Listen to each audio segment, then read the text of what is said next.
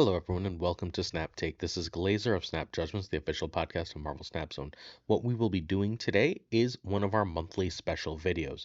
We get exclusively the top decks on the Infinite Leaderboard from each season. That means this video is going to have the top 5 decks for the October players on the Infinite Leaderboard that you cannot find anywhere else. No one else gets this. This is the history of Marvel Snap as it happens, so you can always know what was best in the meta. Then, coming up, we will have the predictions for November. On average, we get 4-ish out of 5 of those right. So we're going to predict 5 of the top decks for the coming November season. Let's get started with looking at who the top 5 players are. At number 5, we have Barzy with 10,124 snap points. Barzy is a regular at the top of the Infinite Leaderboard, an absolutely stellar player. Number 4 is Teflon Don, an Italian player at 10,150. I've got more to say about that, but we'll come back to it. Abra, Teflon Don's first time anywhere near the top of the Infinite Leaderboard. Then we've got Abra, first time at the top of the Infinite Leaderboard. Abra is currently ranked 1 this new season, and he had 10,272 snap points. Derek, number 1 in both August and September, had 10,722. And our friend Sizer, our friend Derek as well, our friend Abra as well, our friend Barzy as well.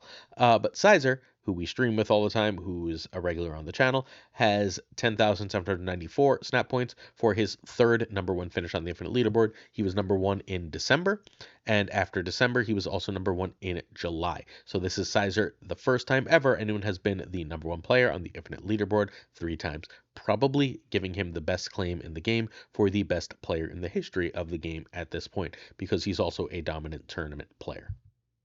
Before we go to these actual decks, if you're willing to, please hit that sub button. It would mean a lot to us. We are aiming for 16,000 subs right now. We've got 15,100. We're hoping to hit 16,000 by the end of 2024. Your support would help us get there.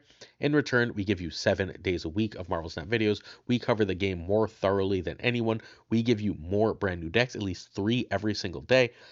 In addition to getting all the best features, we have reviews for new cards multiple times a week, because we don't review it just once. We review it, the card, and then we re-review it multiple times with various people, with various different feedbacks, with various lenses to give you the best option of whether you should buy it or not. We'll have the Frigga version of that tomorrow on the video. We've got bundle guides. We've got everything you need for your Marvel Snap journey. Hit that sub button if you're willing. We also give away more season passes than everyone. On the next slide, we're going to give away 5 season passes, and we're starting to give away more season passes on literally tomorrow morning's video. We give away 5 the last week of the season for the new season pass card, 5 for that new season pass card the first week of the season. Oh, this is still showing last month's. Ignore it. Ignore which season pass card it is. We're giving away Surtur, not Symbiote Spider-Man this season. We couldn't give away Symbiote Spider-Man if we wanted to, but either which way, we are giving away 5 Surturs on this very next slide, and then we'll be giving away another Surtur, one more Surtur, on next week's videos. All you have to do is sub, and at some point in the videos, I ask you to leave a comment. When you leave that comment, you're entered to win Surtur. Cool. All right, our giveaway winners are Honda BB, Patroclus Snap, Danny Cotton, Boomer K3535, and Eric Semino. Please do what it says on the screen in order to contact me and claim your season passes. Let's get to the actual content with Barzy. You can find on Twitch at twitch.tv/Barzy with like 7 or 8 Ys. Barzy is on the European server. The decks that Barzy played, the 4 decks that are the main decks Barzy played this season, are Barzi's Clawleith. He has a bounce deck, the Cook, which was a deck Barzy and Derek made that also won the big creator open tournament. And then the Derek low roll, the only deck that he didn't have a hand in making, is the last deck he played for the season. All right, so we have Barzi's Clawleith deck. This deck was really, really strong for a very brief time before Bounce took everything over. Bounce made it so that Namora decks really don't put up enough power fundamentally and sort of chase them from the meta. They had been good basically since Namora's release, and then the release of Toxin, Bounce being just a little bit too strong, meant that if you didn't get your Alioth off, you just lost those matches too hard, and even Alioth wouldn't guarantee a win. So they sort of went away, but this was a very powerful deck. It's still a really interesting deck that offers a lot. It just puts power up all over the board in ways that your opponent isn't expecting. It's very hard for your opponent to plan where their power goes when you're playing this deck, and that allows it to win a lot. Again, Namora has been sort of chased from the meta. I'll try and note as we go through these decks which of these are still tier 1 decks and which of these have fallen off. This is a good deck, but it is one that has fallen off. Next up, we have Barzy's bounce list. This is still an absolutely top-notch list. It's one of the top lists in the meta. This list within 3 cards, has been the bounce list that the meta has been running. I'll show you the second one, the one that Teflon Don is playing, is actually a little bit more played. It's more frequently seen in the meta. This one runs Werewolf, Monkey, and Sage. That is a lot of extra stuff and makes this an extremely powerful list. While we've moved away in the meta from running Werewolf, Sage, and Monkey, this was a really, really great place to start when Toxin came out and allowed Barzy to climb into the 5th place on the Infinite Leaderboard. From there, Barzy did a big climb to 3, where he ended up falling a little bit with the Cook, and then the Cook ended up getting sort of pushed down at the end of the season as Iron Man got a little bit less play. But this deck basically was built to eat those Iron Man Claw decks that were everywhere, the Agent Venom Iron Man Claw decks that were everywhere, Shadow King taking a bunch out, Super Skrull saying you just get their Iron Man benefit, Gwenpool, Sasquatch, Mockingbird being just you got the biggest cards, force the opponent to stop you. This list was incredible. This again won the Creator Gauntlet tournament. It is and was a top list. I don't think this can compete in the land of Surtur decks anymore, so I think this one has fallen off. You can play that bounce list, I think, over this, but look, this list existed forever. Variations of Mysterio, Mockingbird, Sasquatch were a top deck for absolute ages in the Snap meta, and I think the Surtur deck's rise has sort of pushed them down a little bit. If you change Super Skrull for like Shang-Chi, it would not utterly shock me if this deck just came right back, though. At that point, maybe you change like a Jeff for a Scorpion. You can make this work if you wanted to. It would need some changes, but I can see this putting up enough power to really, really be difficult if it teched for that one particular matchup. Then we finally finished the season with Barzy's low roll. This list I did not expect to be nearly as good as it was. This is incredibly powerful. Havoc that gets Bastard or Havoc that gets hit with Agent Venom is a ton of power. That's fundamentally the gist here, right? Um, Elsa, Agent Venom, and then just like Angela herself and Bast, and then the regular scalers. Everything here gets so big. Your scalers are through the roof. This deck struggles now that everything has Shadow King. Like, you should assume if you play this list that bishop is going to get Shadow King, but that's fine. That gives you a lot of information, a lot of ways to play around things. Just make sure you're not stacking all that power in that bishop lane. Let them have to compete in that bishop lane. Let them have to use a Shadow King in that bishop lane, or throw your Cosmo in it, and you should be able to win. This is a reasonably expensive list with Madam Web and Elsa and Sage and Agent Venom and Kitty. So like, this isn't a cheap list, but it is a very powerful list. This is one I wouldn't really be afraid to try in the current meta. I think this could really compete. I think this has a real chance to put up enough power to still be able to fight with the Surtur decks that are around. Although not running Shadow King or any tech card is really rough. You should probably, if you are going to play this list, replace Havoc with US Agent. All right, Teflon Don is the number 4 player. He's an Italian player. He recently changed his name in game to the name of a Nazi, and fuck Nazis, fuck that noise. I am not promoting this player at all. Anyone who likes and supports Nazis can go right to hell, fuck them. However, we are reporting on the history of the game. We're reporting on what the last one on top of the Infinite Leaderboard was, and Teflon Don was number 4. But once more, fuck Nazis. So this player was on the European server and played 2 decks. I actually didn't write their decks because, again, fuck this person. But Teflon Cook is the first deck that they played. This is a variation of the same deck we just saw. The Mysterio, Mockingbird, Sasquatch, Gwenpool, Super Skrull shell with Hope, and then it's just running a different set of tech cards around those. It's perfectly fine. Shadow King still in it, Kate still in it, etc., etc. So this is the same basic shell. It just runs a little bit heavier. It's exactly the same context as before. I think the previous version holds up a little better into the meta. Again, you should be changing enough tech cards to make this work if you want to play it. I would suggest starting with Scorpion and Shang-Chi over Super Skrull and one of the other cheap cards in the other version. But outside of that, this is really good. I don't know why people have seemingly stopped playing Silver Sable. Silver Sable is absolutely incredible into the current meta, but what do I know, I guess. So, but this is still a very powerful list. Again, I would run the Barzy one with some modifications over this. The other list is the bounce list, and this is probably the premier bounce list, at least the premier bounce list we're going to look at today. Everything is solved in bounce right now. I think.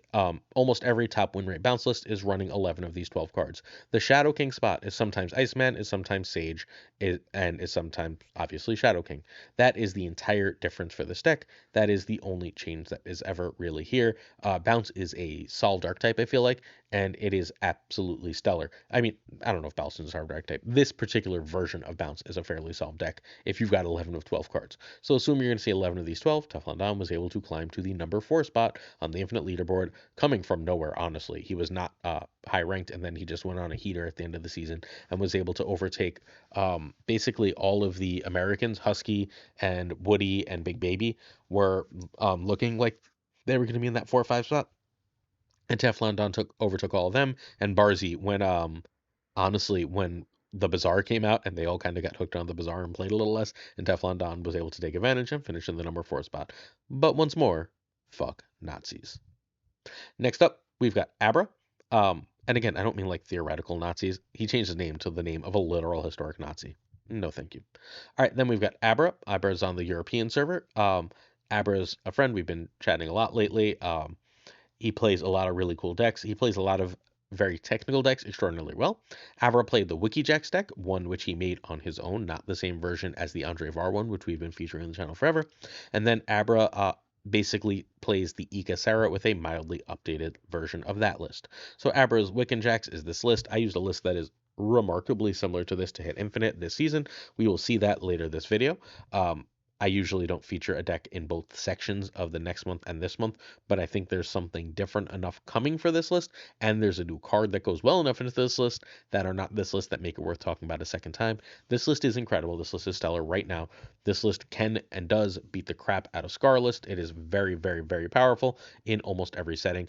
Go play this list. I don't think you even need Invisible Woman anymore. I'm going to be completely honest. Invisible Woman was tech for when Bounce was the meta. Bounce is not the meta. The Surtur decks are, which means that Invisible Woman can just be Scorpion, and you can just say, I win that matchup. I win most matchups. This is one of the best decks in all of Marvel Snap. Then we have the list that Abra finished the season with. He played most of last season. There's a more up-to-date version of this that you're welcome to check out in Friday's video. We featured in Friday's video. It's number 1 this season. It finished number 3 last season. It's, I want to say 3 cards different, 2 or 3 cards different. This list is still absolutely stellar and really, really, really worth playing, worth messing with. This has a real claim for the best deck in the game if you are a good technical player. It answers everything. It can beat everything. Occasionally you'll fall victim to like a Cosmo or Goliath, but outside of that, you're in just very, very, very good shape with this against almost every matchup. This is about as strong as Sarah has ever been, although more and more people are playing Mobius, and Mobius can sooner or later chase Sarah out of the meta. For the time being, though, this is one of the best decks in the game, and props to Abra for being, I want to say, the first like straight up Sarah deck to ever place in the top 5 since we've been doing this video. Next up, we have Derek. Derek is, again, the number 1 player of the last 2 seasons. Again, wonderfully kind person. Derek has played 5 decks for the season. He technically played 6, but we already covered the cook, so we're not going to recover the cook. Derek is notable, I mean, not only for being number 1 2 seasons in a row, but he's on the others leaderboard, but plays on the European server. Derek has a misery deck, a deck that I don't even know how to explain. He brought Storm back and actually took the number 1 spot on the Infinite Leaderboard for a while with Storm.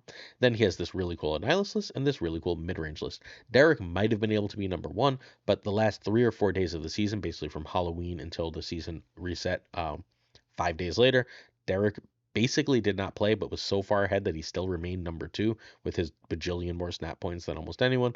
So Derek is a phenomenal, phenomenal player. One you should absolutely not sleep on. His decks are, however, always wild. For example, here's Derek's Misery Brew. This is the Electro Misery. Again, running Viper, so you can send over Electro, or Maw, so you can send over, if you can get lucky with War Machine, send over that Maw and steal a lane. Being able to misery that Electro off and be fine, being able to ignore Electro entirely and go Hope into misery on like a Hood type play, right? Into pass She-Hulk Infinite is just tons of ways to play. Really, really powerful list.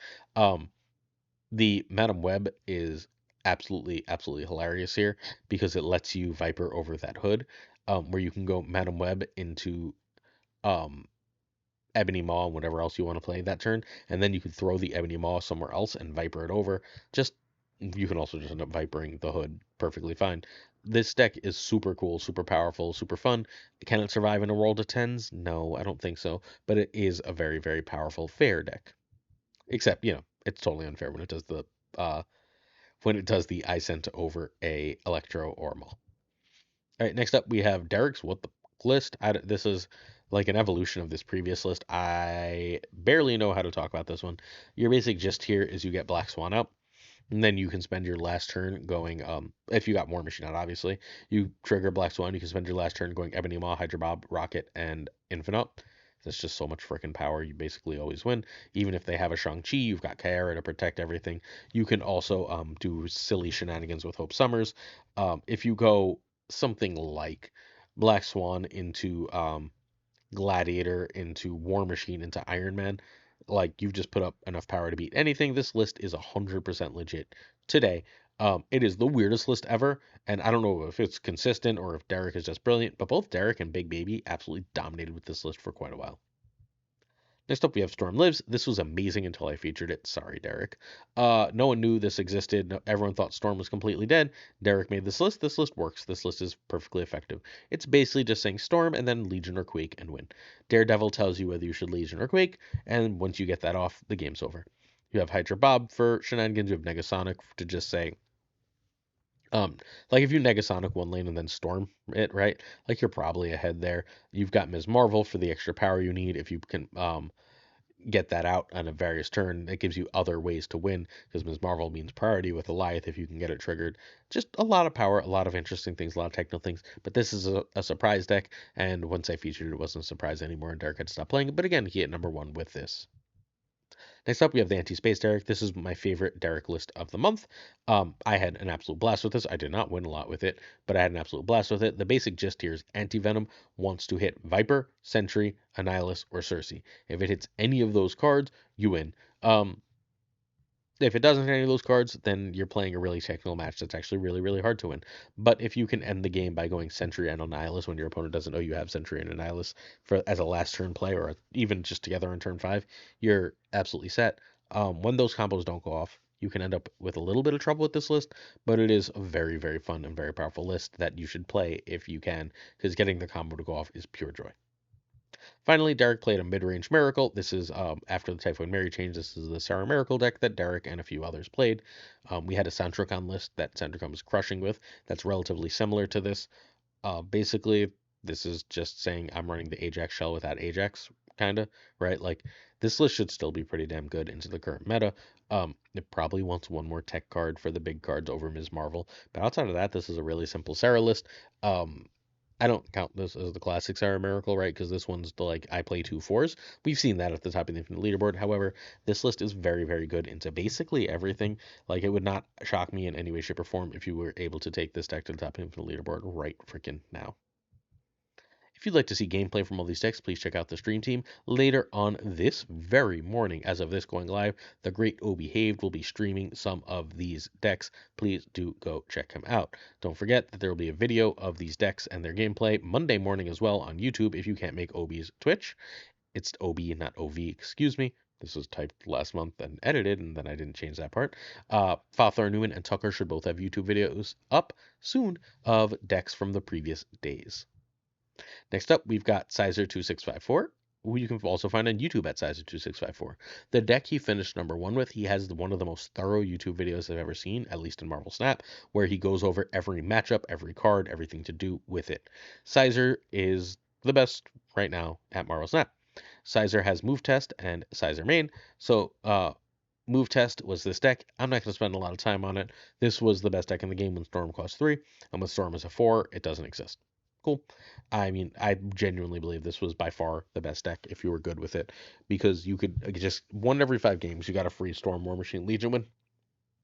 And the Storm was just so good when you had Madam Web and they didn't, and Cosmo was so good into the bounce meta, and there were just a million different ways to win, and this was it. This was the list.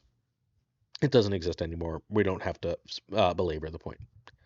Sizer, number one in October, the deck he played for well over 1,000 games is this deck. We covered it in Wednesday's video if you want my thorough breakdown of it, but please do check out Sizer's over mine, Sizer2654 on YouTube, where you can see what he did.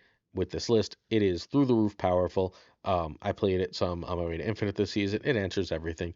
Look, sometimes the deck doesn't draw, and you know the deck doesn't draw, and you can just retreat easily for low cubes. And when you win, you put up ungodly power that the opponent cannot account for, and then you win the game. So yeah, that's the Sizer #1 deck. Hey, I don't advertise this but so often at any great detail, but we have a Patreon. Our Patreon has a $2, a $5, a $10, and a $50 tier. The $50 tier is only like if you're like swimming in money and dying for extra support. Basically, you get to request a special video. Um, if you're willing to, feel free. Message me, we could talk it through. The $2 tier is just supporting the channel, but it does get you access to 2 exclusive things. First, it gets you access to all of our tournaments. We run weekly King of the Hill tournaments, regular leagues, and then other giant tournaments as well. So if you're interested in those tournaments, please do check us out on Patreon at the $2 tier. We also have a deck archive of all the decks from the channel. At the $5 tier, you get early access to all the videos and extra access to me if you have questions, if you want me to look at a deck, anything like that. That's the Patreon at patreon.com/snapjudgments. And then the $10 tier gets an exclusive video every week and all sorts of extra goodies. I do extra giveaways there and stuff like that. So if you're interested in any of that stuff, please check me out at patreon.com/snapjudgments. All right, top 5 decks to watch from November 1st. We have Sizer's Bounce Move. I think this is the secret deck of right now. KingofCanada and Sizer both have Surtur Idiots lists. I think they both have the 2 best Surtur Idiots lists. Ika updated Yo Woody MJ's Scream list, and I think that is absolutely incredible right now. Both Den and I built negative decks that I think are great, and then we've got 2 WikiJax decks that I think are stellar, and I'm going to explain why I featured that over the other thing I was going to feature, which was going to be a high Evo list, because I'm not sure if high Evo survives when Surtur does not.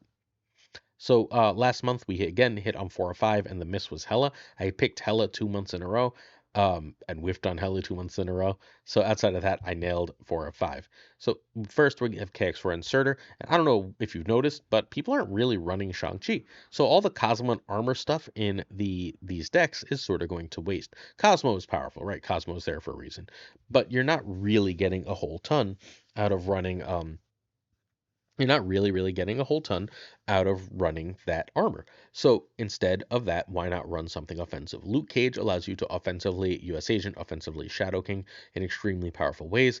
If you have in one lane, if just you go whatever 1-drop, on 2 you play US Agent, on 3 you play Surtur in that lane is now 1 unless your opponent has their own Luke Cage. What's more though is if you get your stuff going, if you go who cares, right? You go Zabu into other 1-drop, into Surtur, into Crossbones, into Cull, into whatever, you now have a free Scar. So you can end the game with a US Agent and a Luke Cage and a Demon that your opponent will never ever expect that go with your Scar. And that's how you win with this list. It is a cube stealer. Props to KX4. I think this is about as good as the list gets right now. At least and if this list becomes popular, people have to start running Shang, and then we're in a different meta, and then the Sizer 10s list is best. This list has like a 70% win rate right now. It is the best version of the list. Basically, people can tell how much power you're outputting with this list, right? With the Scar list. So you run Juggernaut as a way to say, okay, so at the end of the game, I've got Scar, right? We know I have Scar. I'm going to put Scar here, and then I'm going to Juggernaut away. So I can go stupidly big in one lane and then trust Juggernaut to win another lane. Also, look at this gorgeous Juggernaut variant that's coming out soon that I want so badly. But yeah, this is exactly what we're going to be doing with Juggernaut. Like, I wish we could fit both Juggernaut and the US Agent Shadow King nonsense, but they're just different builds at the end of the day, I think. But this is where you want to be for the current Surtur list. These are, in my opinion, the 2 very best versions of this deck. Next up, we have Sizer's Bounce Move. That's 2 Sizers back to back. Sizer's been all over this video. This list is incredible. So Frigga wants to be used in Bounce Move. I'm relatively certain that's her best home, outside of one other we'll see later. But Frigga copying a 24 power torch, a huge dagger, a huge whatever. Basically, what Frigga says is you usually have to build 2 movers from scratch. Instead, you can build one, bounce it, copy it, and then you have a second already ready-made big mover that can get unaccountably big. Shadow King can be a problem. This doesn't run Cosmo. This cannot run Cosmo. But outside of that, this is just through the roof power. Frigga's cost is a huge downside, though. It's really hard to find 3 extra energy, but if you have magic, now you have a whole extra turn to find the 3 extra energy, and everything comes together. magic is the thing that pulls this whole room together. Plenty of people are running Falcon in that spot. I've seen Mobius in that spot. I've seen Cosmo in that spot. You can put whatever cards you think is appropriate in that spot. Sizers on Magic, I played it enough to think that that is probably correct for the time being. Next up, we have Eco Scream update. This is just the standard Scream list, right? Nothing out of the ordinary here. This version adds a Hydra Bob and a Shang-Chi. That's the difference from the original version from Woody. So Shang-Chi is absolutely incredible right now. It is just a game winner fundamentally. If you can move one of the 410s with Scream, then all of a sudden it's not a 410, it's a 4-8, and Scream is a 3-5, which means that they're not making Scar cheaper, which means you probably win the game. Please, please, please remember, as per Glenn Jones, Scream is basically a similar card to Mr. Negative, where when you see Scream, you win, and when you don't see Scream, this is just a deck that you might want to run if the opponent snaps, but if the opponent doesn't snap, you enjoy your freaking cubes. This list crushes. I literally, right before pressing record, was on Sizer stream and I watched Ika beat the crap out of Sizer with this. This list is incredibly strong, incredibly consistent. It's very hard for most decks to play around both Juggernaut and Shang-Chi at the end of the game, especially as you're clogging and moving their things.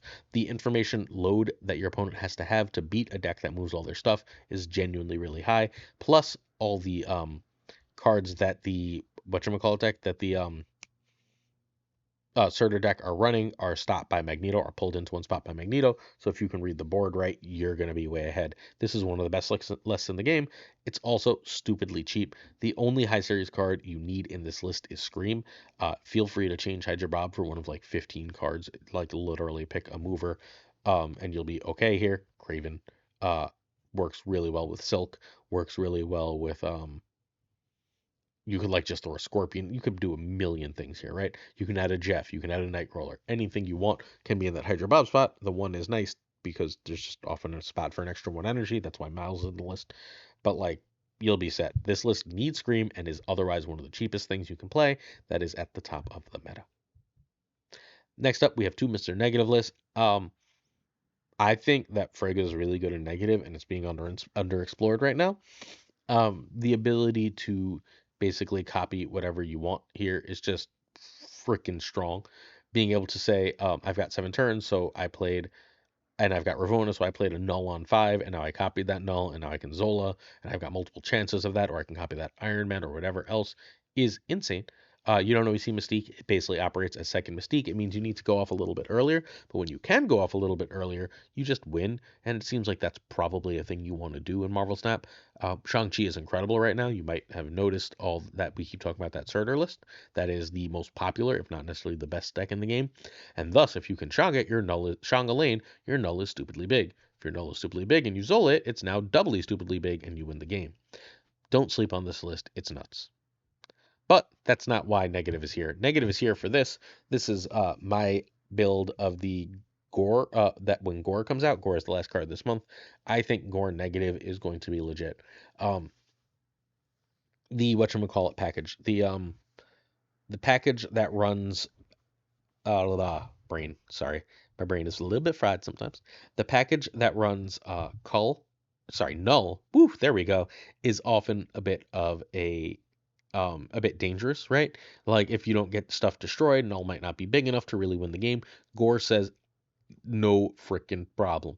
Gore is basically always big enough to be able to win whatever you need him to, especially when combined with Mystique or Zola or Iron Man or whatever else. We had to add a few more on reveal, so Psylocke, Cassandra Nova, Ironheart, Sage, Magic, Negative, Jane, Zola. 8 of the 12, obviously, and then you can play Mystique as not a copy if you must for an extra, but whatever. And then you have Ravonna and Iron Man because you have to have Ravonna, Iron Man, and Gore himself, right? This is going to be an insane list. If you're not running Mobius this week, good luck beating this list in any regular way.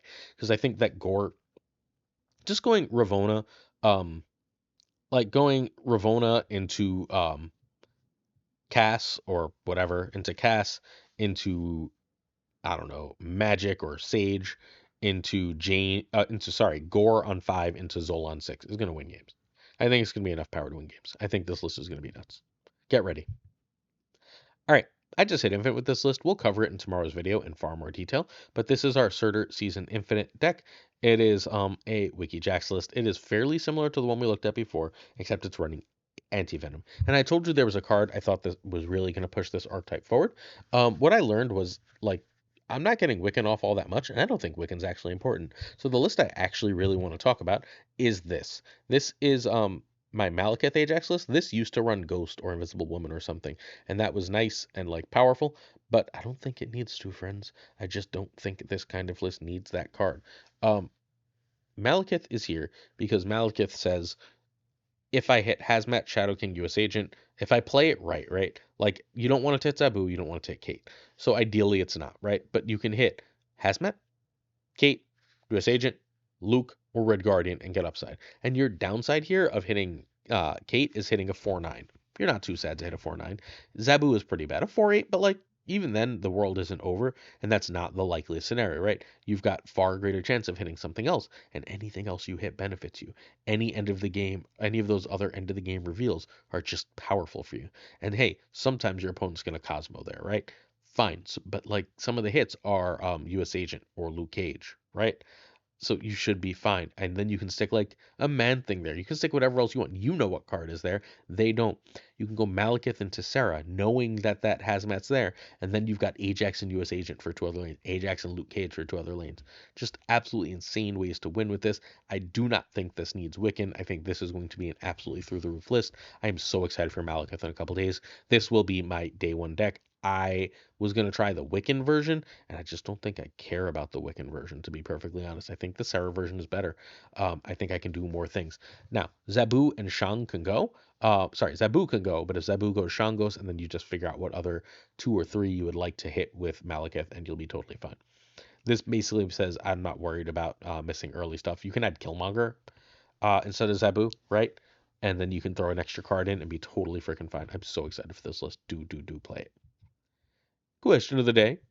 FaThorNewman asks if I have high hopes for Malekith. Well, yes, I do. I think an Ajax shell is absolutely going to love this card. I think it might look bad for the first week, as everyone will be running that kind of shell with Luke Cage. That's how Marvel Snap works. Unless everyone's still running Surtur, in which case I'm just going to be in heaven and rock. So I'm hyper excited for this list. I think it's going to be one of the strongest things to do in Marvel Snap. Esla asked my favorite tech card, and my favorite tech card is the Great Shang-Chi. I know that there's plenty of other really powerful tech cards, whether it be Cosmo, or you want to consider Goose or Red Guardian or whatever. I really like the character Shang-Chi. I had a bunch of old Master Kung Fu comics as a kid. It's one of my 5 favorite MCU movies. I love the character. I love that there's this Series 1 card that just sort of sets the meta. It's one of the most important cards in the game. The whole game is designed, even if it's not that important now necessarily, the whole game is designed around the existence of Shang-Chi. I love it. And then Sasha asked my favorite Dan hip, and it's the Mobius, I think, with the alligator on the shoulders. There's a lot of hips I love, but I think that one has to be my very favorite. I would love to see like a hip Loki, plenty of other hips, but the Mobius one with the alligator is just through the roof amazing. It's one of my favorite hips, and it's one of my favorite variants in the game. That $10 tier on the Patreon comes with on-air thanks. $10 and obviously $50. And with on-air thanks, let's say thank you to Abigail Giesland, Mandatory Burnout, Irregardless, David G. Wingfield, Dirty Casual, a LAB, FaThorNewman, Good Dog Gamer, Inc., I am Frostman, Je Navali, Thinking Poker, I'm thinking poker too, I'm not.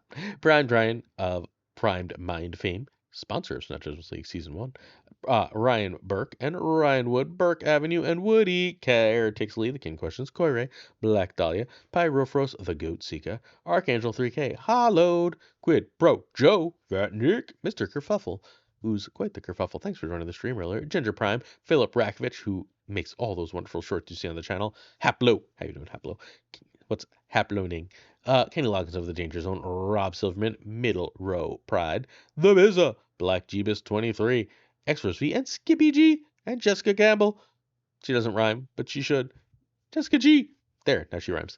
Tommy Nyquist, winner of Snap Judgments League Season 1, The King of Bros, bruh, The Great Kazoo, KFC Hoda, Luna Chris, Corwin, John Q, and Jimmy McHugh, it's Q-Town, Clam, our newest friend. Thank you so much to Colonel Forbin. Welcome to the group. I really appreciate your support. Thank you. Next up, we have 8th Stage. Then it is Maud Supreme Models. One of the Osborns, Green Goblin, Unibot, Hey, Unibot, thanks for joining today. Flan56, Steven, Brian Kaufman, Tristan H. Martin, Jason B., The Fuzzy Dunlop, Spectrumix, Hoot, Matt H., DJ Mikey Ajax, No Frickin' Flex, Ocularis, Mr. Craig Sterry, BG, Zodrex, check him out on Twitch. The King of Canada, check him out on Twitch and YouTube. Dent Man Falcon, check him out on YouTube. Jonesy, check out the Triple Threat on YouTube. The my friend Two Ties, the Great Lord Devs, the Perry King Tuccrr, and of course Gunny T, where the T stands for I gotta decide what to give you tomorrow. I got two different main ideas for videos, and I'm torn on which one is going to be it. Let me know if you want my infinite deck in the comments, please. You want my infinite deck as the main thing, or you want a spicy Phoenix Force? One of the two will be the lead for Monday. Peace.